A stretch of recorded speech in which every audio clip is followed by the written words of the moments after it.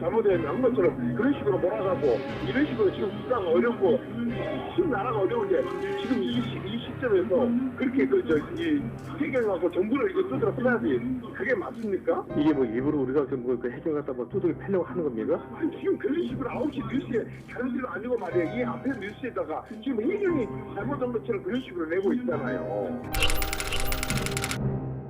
아예 그냥 다른 걸로 대처를 좀 해주든지 아니면 한다면 말만 바꿔보면 되니까 뭐 한 번만 더 녹음 좀 한 번만 더 해주시오. 아이고 그렇게 안 되고 지금 우리가 그래서 조직이란 게 그게 안 돼.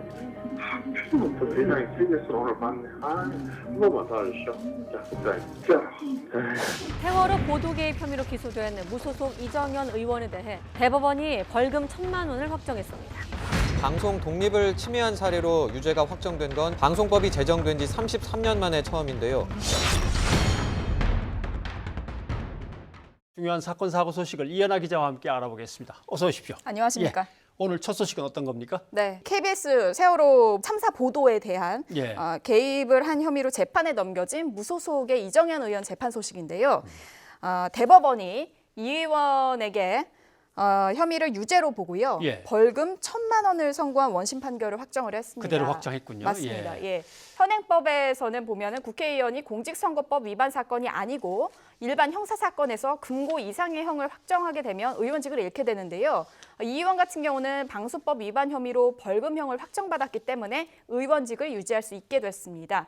이 의원은 선고 후에 자신의 SNS에 대법원 판결 확정에 대해서 사법부의 최종 결정에 대한 조건 없이 승복을 하겠다. 그리고 세월호 유족들에게 송구하다 글을 남겼습니다. 유죄 판결을 받은 혐의의 구체적인 내용은 어떤 겁니까? 방수법 위반 혐의인데요. 방송법이 원래 이 방송 자유와 독립을 보장하고 방송의 공적 책임을 높이기 위한 목적으로 만들어진 법입니다.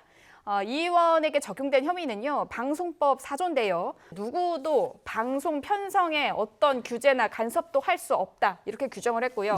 이를 어기면 2년 이하 징역이나 3천만 원 이하 벌금을 물게 됩니다. 근데 이 관련법이 제정된 게 1987년입니다. 그런데 이 법이 제정된 이유는 사실 그 누구도 유죄로 확정 판결을 받은 적이 없기 때문에 이 의원의 이 재판이 처음부터 주목을 받았던 이유였습니다. 그 혐의 관련 사건은 2014년 4월 세월호 참사 직후에 KBS 보도를 둘러싸고 벌어졌는데요.